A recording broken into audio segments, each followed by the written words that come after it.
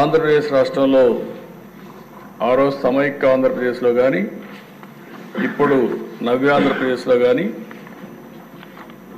మరే ఏ నేతకు దక్కని గౌరవం నాకు దక్కింది. ఇన్ని సంవత్సరాలు సమైక్య ఆంధ్రప్రదేశ్లో 9 సంవత్సరాలు అందరికంటే ఎక్కువ ముఖ్యమంత్రిగా ఉండే అవకాశం వచ్చింది. 10 సంవత్సరాలు ప్రతిపక్ష నాయకుడిగా పనిచేసే అవకాశం వచ్చింది. అదే మరి ఇక్కడ ఒకసారి రెండోసారి ముఖ్యమంత్రిగా ఒకసారి ప్రతిపక్షంలో పనిచేసే అవకాశం ప్రజలు ఇచ్చారు.